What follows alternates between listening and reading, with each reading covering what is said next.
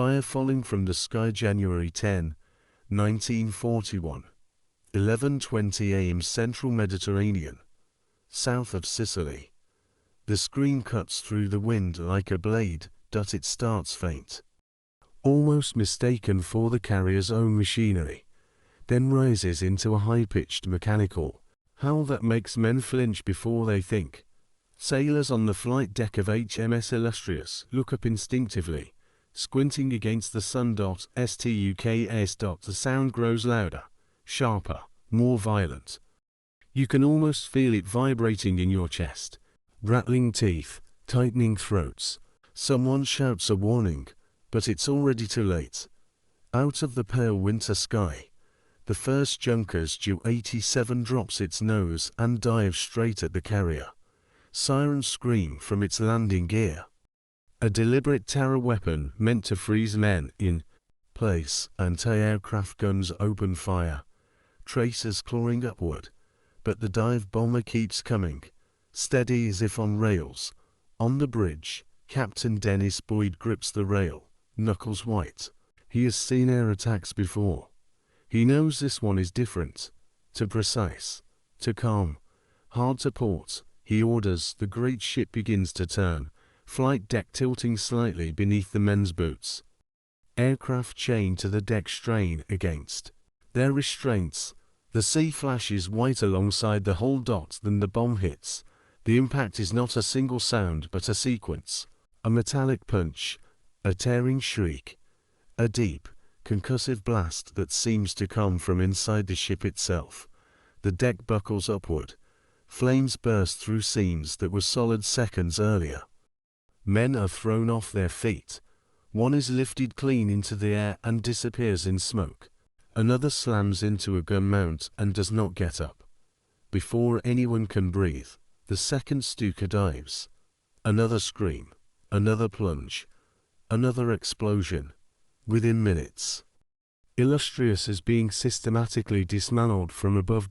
Below the flight deck, deep in the carrier's machinery spaces, Chief Mechanic Arthur Paddy Devlin feels the first shockwave as a violent shudder through the deck plates.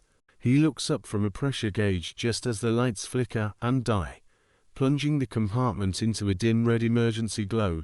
Water sprays from a ruptured pipe. Steam hisses. Someone swears loudly. Devlin doesn't. He listens. You learn to listen when you've spent your life around machines. He hears a new sound beneath the chaos. A sharp, ugly hiss that doesn't belong. Hydraulic pressure escaping. Another explosion rocks the ship. Closer this time. Tools crash from benches. A rating is thrown against a bulkhead. Groaning, Chief. Someone yells, "We've lost pressure on the main hydraulic line." Devlin is already moving. He pushes past men scrambling to secure valves, boots slipping on oil slicks. He kneels beside a ruptured pipe, fluid spraying in a thin violent arc. The line is shredded, not cracked, not bent. Destroyed. His stomach tightens. On a carrier, hydraulics are not a convenience. They are lifeblood. They control steering assists, aircraft lifts, arrestor gear, weapon systems. Lose them, and the ship becomes a drifting target. Above, the deck shudders again as another bomb hits. Fire alarms wail. The ship lists slightly. Devlin wipes fluid from his eyes and looks around the compartment. Smoke thickens the air. Men shout reports that barely register. Someone says the words no one wants to hear. "Chief, they're saying the ship's finished." Devlin stands slowly. He's in his 40s, stocky, hands permanently stained with grease. He is repaired. Engines in storms, patch systems in heat so intense it peeled paint from steel. He does not believe in finished ships. He believes in broken systems, and broken systems can sometimes be persuaded. On the bridge, Captain Boyd receives the damage report in fragments as more Stukas dive. 6 bombs have hit, so far. Fires are raging. In the hangar, the flight deck is cratered. Casualties are mounting. Then comes the line that chills him. Severe hydraulic failure. Boyd exhales slowly through his nose. He knows what that means.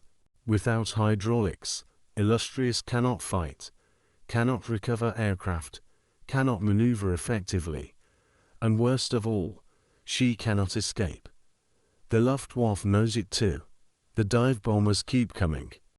Below decks, Devlin barks orders over the din. Shut that valve. Isolate the line. Now, a junior engineer hesitates. Chief, that'll kill pressure everywhere else. Devlin snaps his head down. We don't have pressure anywhere else. Another explosion slams into the hull, knocking dust from the overhead. The deck groans like a wounded animal. Devlin forces himself to breathe, think, not what is gone, but what remains. He scans the compartment, eyes darting from pipe to pump to gauge. The main system is dead. That much is clear. But the ship is full of smaller hydraulic systems, aircraft systems, lift mechanisms, brake lines, components designed for flight, not survival. He turns to a petty officer. Where are the wrecked aircraft? The man blinks. In the hangar, sir. What's left of them? Devlin nods once. Get me their hydraulic lines, fittings, pumps, anything that still holds pressure. The petty officer stares. Chief, those systems aren't rated for ship use. Devlin looks at him, face grim. Then today, they'll learn. Another bomb detonates somewhere forward. The lights flicker again. A sailor shouts that fire is spreading toward the aviation fuel tanks. Time is running out. On deck, flames lick across twisted metal. The smell of burning fuel is everywhere. Aircraft burn like torches, sending black smoke into the sky, marking the carrier's position for every enemy pilot in the region. From above, the Luftwaffe sees a wounded giant dot from below. One mechanic sees a puzzle that has not yet beaten him. Devlin rolls up his sleeves. Let's build a new heart, he says. Dot above him. The scream of another diving Stuka cuts through the ship. And the next few minutes will decide whether HMS Illustrious sails again or dies where she burns. The bombing eases, not because the danger has passed, but because the attackers are circling, lining up again. The brief quiet feels wrong, like the pause before another blow. Below decks, the air is thick and wet. Smoke creeps through passageways, mixing with steam and the sharp tang of hydraulic fluid.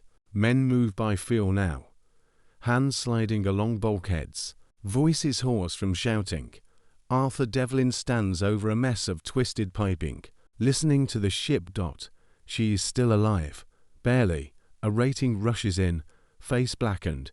Chief, damage control reports the hangar's an inferno.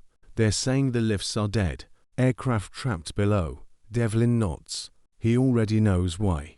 Without hydraulics, the lifts might as well be welded shut. He turns to his small knot of engineers.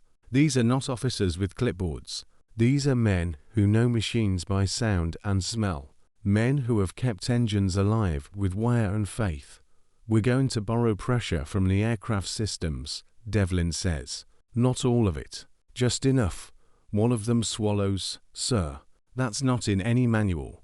Devlin almost smiles. Good. They move fast. Too fast to think about what could go wrong.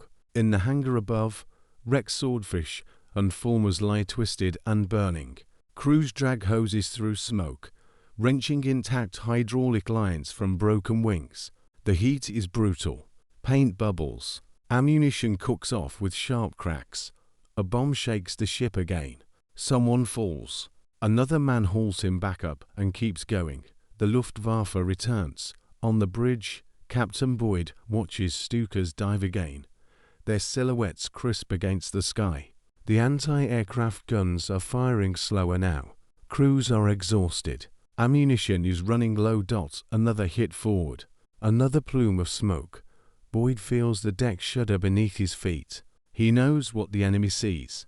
A carrier with a torn flight deck, trailing smoke, isolated in hostile skies.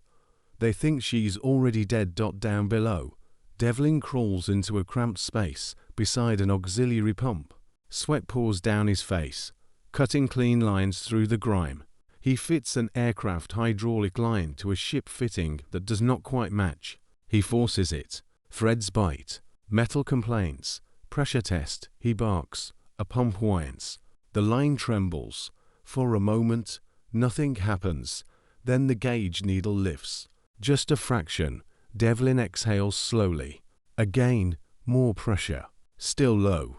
Still unstable. But a live dot. He gestures sharply. Route it. We bypass the ruptured main. Feed steering assist first. Then the lifts if we can. A young engineer hesitates. Chief, if this blows. Devlin cuts him off. If this doesn't work, we don't make Malta. That name hangs in the air. Malta is not just a port. It is a fortress under siege. The last British dagger pointed at Axis supply lines to North Africa. Lose Malta, and Rommel's Africa Corps breathes easier. Lose Illustrious, and Malta loses its shield. Above, Captain Boyd receives a report that makes him straighten slightly. Sir, engineering reports partial hydraulic pressure restored. Double quotes partial. Boyd closes his eyes for a heartbeat. Partial is a miracle. Can we steer? He asks. There is a pause. Then, yes, sir. Slowly, Boyd turns to the helm. Maintain course. Best speed possible. The carrier responds. Sluggish, wounded, but obedient. German pilots circle again and see something that confuses them. The ship is still moving, turning, not drifting, not dead. They dive once more. Bombs crash around the carrier, close enough to drench the deck with spray. One detonates off the starboard bow, buckling plates. Shrapnel slides across the flight deck. Below decks, Devlin is thrown hard against a bulkhead. The breath leaves his lungs in a grunt. He slides down, dazed. Someone shouts his name. He pushes himself up, wipes blood from his brow, and checks the gauge first. Pressure is holding. He laughs once, short and sharp. She's stubborn, he mutters.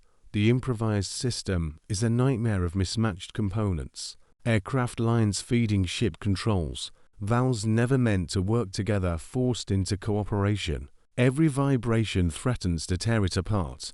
Devlin stations men at critical points. You hear a change in pitch. You shout. You see a leak. You clump it. No heroics. A runner arrives, breathless. Chief, Bridge wants to know if we can hold this. Devlin does not look up from tightening a fitting. Tell them yes. It is not entirely true. He does not know how long it will hold. Minutes, hours, a miracle's length. But above, Boyd needs certainty. Devlin gives it. The bombing finally eases. The Luftwaffe breaks off, low on fuel. Satisfied they have crippled their prey. Smoke pours from the carrier as she steams on. Wounded but alive, night falls. Darkness brings relief from the sky, but not from the ship's own fires. Damage control teams fight blaze after blaze. Men sleep in short bursts where they can. Helmets still on.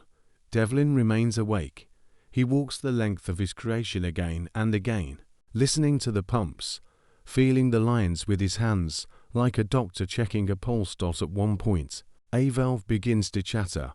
He jams a rag into place and tightens a clamp until his knuckles bleed. Malta is still far away, and the enemy will return at first light.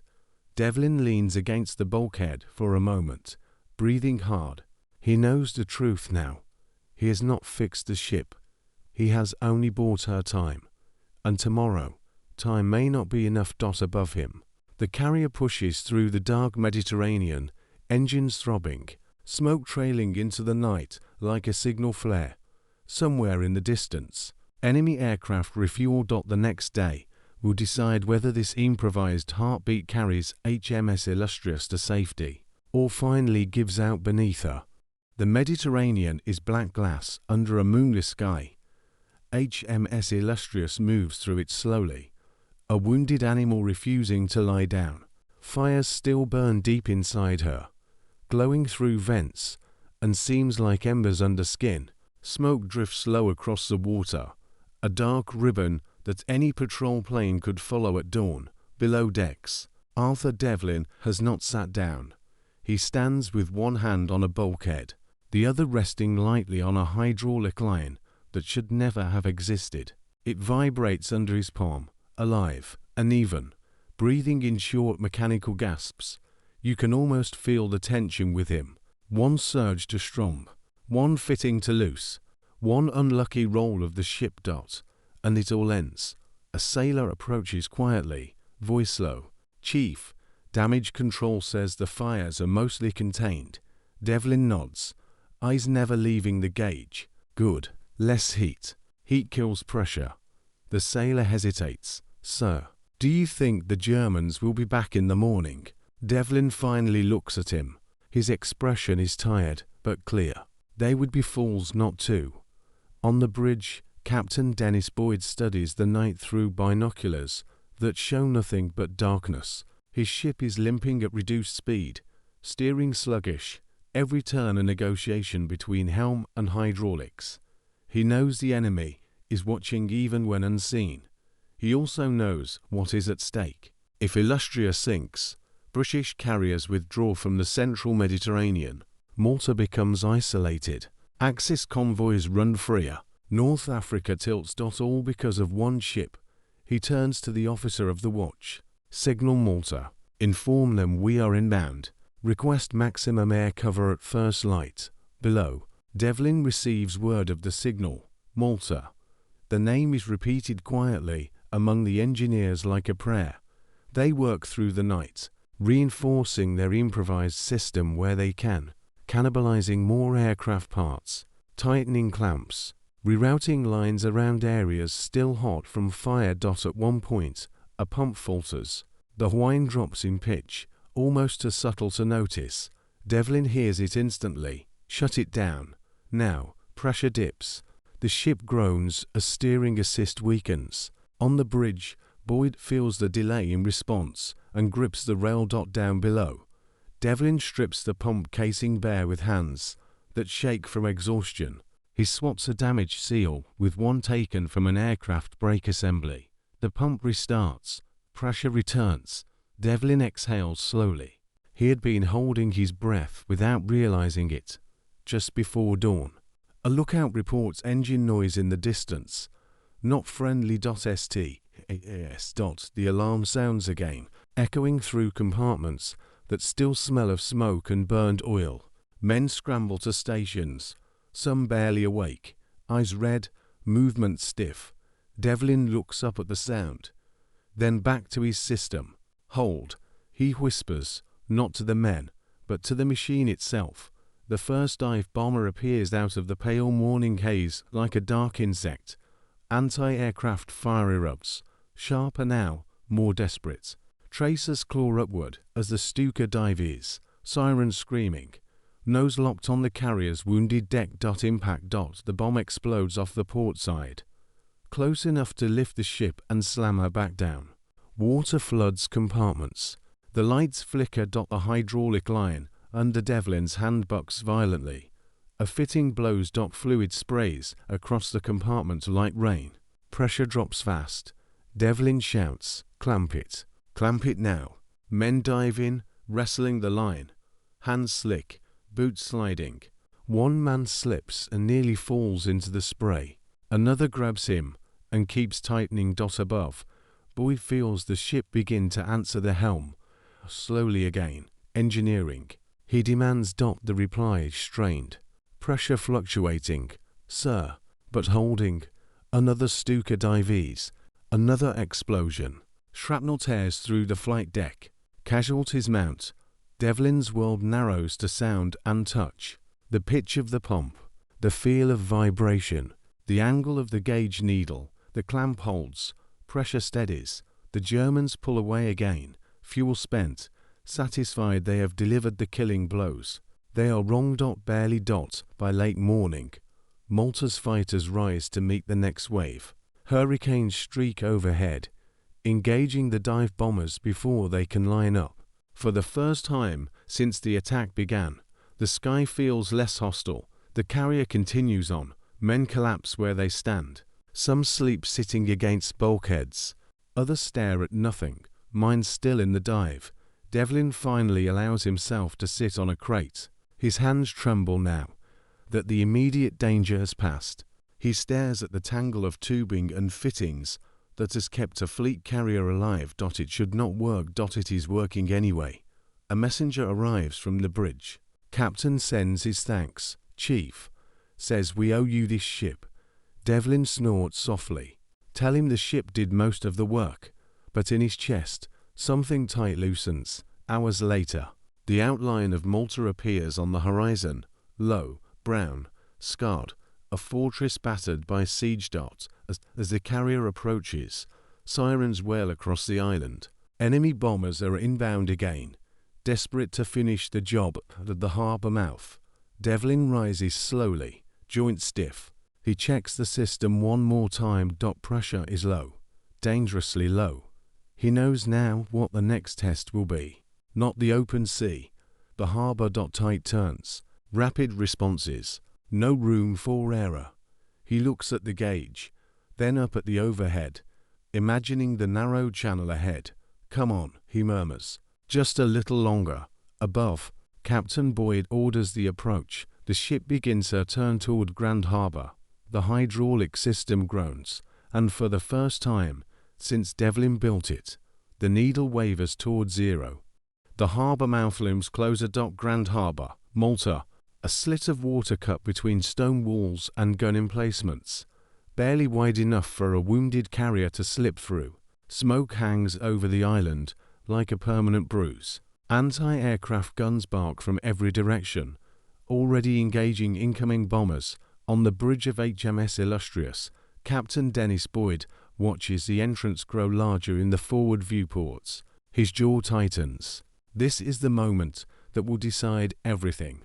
"Helm, steady. Easy rudder," he orders. The response is slow. To slow. Below decks, Arthur Devlin feels it instantly. The vibration under his hand changes, becomes uneven. The pump labors, pitch dropping as pressure bleeds away. The gauge needle dips. Not much, but enough. You can almost feel the collective breath being held across the ship. Devlin swears under his breath and drops to his knees. "We're losing it," he calls out. "Get me another line. Anything." A petty officer hesitates. "Chief, that's the last spare we've got." Devlin looks up, eyes hard. "Then it's the one we used." Double quotes above. German bombers roar overhead. The harbour defences thunder in reply. Explosions echo off stone walls, magnifying the sound until it feels like the world itself is breaking. On deck, sailors cling to rails as the carrier inches forward. The turn must be perfect. Too wide, and she grounds. Too sharp, and the weakened system snaps. Boyd grips the rail. He knows the man below decks is fighting a battle just as critical as the gunners above. "Engineering," he says quietly into the voice pipe. "Talk to me." Devlin's reply comes back tight, but steady. She answers, "Sir, just don't rush her." Another bomb detonates outside the harbour, the shockwave rolling across the water and slamming into the hull. The ship shudders. The hydraulic line Devlin just clamped begins to seep. Fluid drips. One drop, then another. Devlin clamps his thumb over the leak, fluid soaking his sleeve. "Hold." He mutters again, like a prayer. "Just hold." A junior engineer stares at him, wide-eyed. "Chief, you can't stop that by hand." Devlin doesn't look at him. "I don't need to stop it. I just need to slow it." The gauge needle trembles, but stays above zero. On the bridge, Boyd feels the rudder respond. Slowly, painfully, but it responds. "Good girl," he whispers, as if the ship can hear him. The carrier slides between the harbour walls as bombs fall outside, splashing water high into the air beyond the entrance. Malta's guns roar continuously now, creating a deafening wall of sound that drives the enemy higher. A near miss rocks the ship again. Devlin's grip slips. Fluid sprays across the deck plates. "Clamp it again." He shouts. Hands pile on the line. Wrenches turn. The leak slows to a trickle. The needle dips. Then SDEADIES. The ship clears the narrowest point of the channel. For the first time in days, Captain Boyd exhales fully. Inside Grand Harbour. The water is calm. Wrecks line the edges. Cranes stand twisted from earlier raids. Smoke rises from the city beyond. HMS Illustrious glides in, battered and burned, escorted by tugs that moving close like attendants around a wounded King as the ship comes alongside. Sailors collapse where they stand. Some laugh, some cry openly. A few simply sit down and stare at the stone quay, as if it might vanish below decks. Devlin finally removes his hand from the line. Fluid has soaked his sleeve through. His fingers cramp as sensation returns. The gauge needle settles at a low, but stable mark. It has held.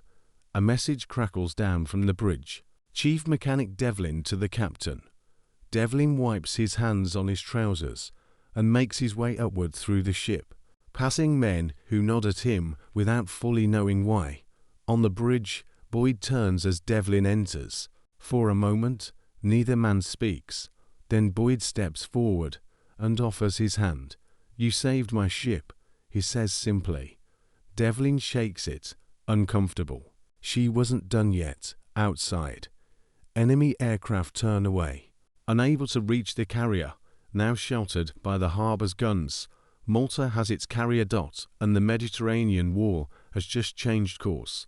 But the consequences of this survival are only beginning to unfold. Inside Grand Harbour, the noise fades to something almost unfamiliar. The guns fall silent one by one. Engines are shut down. Smoke thins. What remains is the creak of cooling metal and the distant crackle of fires still burning in Valletta. HMS Illustrious sits motionless at the quay, her flight deck scarred, her hull blistered, her superstructure blackened like a survivor pulled from a fire. But she is here. Arthur Devlin stands on the quay for the first time since the attack, boots on stone instead of steel. He squints in the sunlight, eyes unused to calm. Around him, dock workers and sailors move carefully, as if loud noises might wake something dangerous. From the harbour walls, Maltese civilians watch silently. They know what this ship means. They have lived under siege for months, bombed daily, hungry, exhausted. The arrival of Illustrious is not just a military event. It is proof that the British are still fighting. Above the harbour, Luftwaffe reconnaissance aircraft circle at a cautious distance. They photograph the carrier in port. They send their reports north. Illustrious, afloat. In Sicily, German intelligence officers stare at the images in disbelief. The carrier they believed finished, reported crippled beyond recovery, has not only survived, but reached Malta. One officer mutters, "She should have sunk, but she didn't." And that changes calculations. In the days that follow, engineers swarm Illustrious. They shake their heads at the hydraulic system Devlin built. One officer laughs quietly when he sees it. "This shouldn't work," he says. Devlin shrugs. "It did. Temporary repairs become permanent. Proper lines replace aircraft tubing. Pumps are rebuilt. The carrier begins to regain her strength. And soon, she regains her teeth. Within weeks, aircraft from Illustrious are back in the air, striking Axis convoys bound for North Africa. Italian supply ships burn. Fuel shortages creep into Rommel's operations. Delays pile up. Small problems become strategic ones. Axis commanders notice. They cannot explain why British air power in the central Mediterranean did not collapse as expected. They had counted on Illustrious being gone, on Malta being isolated. Instead, both endure. Captain Boyd writes later that the survival of his ship felt like a hinge in the campaign. Not a decisive victory, not a grand battle, but a moment where momentum refused to break. Arthur Devlin does not write anything. He goes back to work. He oversees repairs. He trains younger engineers. He tells no dramatic stories. When asked about the hydraulic bypass, he waves it off. "We used what we had," he says. "That's all. But word spreads anyway. Across the Royal Navy, the story becomes quiet legend. A carrier saved not by new weapons or reinforcements, but by one mechanic who refused to accept the verdict of destruction. You can almost feel the ripple effect. Confidence returns, not bravado, but belief. The belief that ships can be saved. That damage is not destiny. For Malta, the effect is immediate. Supplies continue to arrive. Air cover holds. The island survives its darkest months. For the Mediterranean War, it means the Axis never fully controls the sea. For the men who fought aboard Illustrious, the memory never fades. They remember the screams of diving Stukas, the heat, the smoke, the feeling that the ship was slipping away beneath their feet. And they remember the moment they realized she wasn't. Years later, when veterans speak of that day, they often talk about the bombs, the fires, the narrow harbor entrance. Few mention hydraulics. Fewer still mention the man below decks, hands bleeding, thumb pressed over a leaking line, whispering to a machine to hold on just a little longer. But that is often how wars turn. Not with speeches, not with flags, but with a single decision made in the dark by someone who refuses to stop fixing things just because everyone else has given up. HMS Illustrious did not just survive, she proved something. That even in an age of steel and air power, the fate of fleets can rest on human hands. And in the Mediterranean, that lesson would echo long after the smoke cleared. But there is one final consequence of that: survival. One that would only become clear as the war dragged on, because the enemy was watching, and they would never underestimate a damaged British carrier again. The repairs continue through the winter. Day after day. HMS Illustrious sits in Grand Harbour wrapped in scaffolding. Her wounds laid bare to the sun. Steel plates are cut away and replaced. Burned wiring is stripped out in coils. Proper hydraulic lines snake through compartments where Devlin's improvised lifeline once ran. And yet, some of the original bypass remains in place longer than anyone expected. Because it worked, engineers studying it realized something uncomfortable.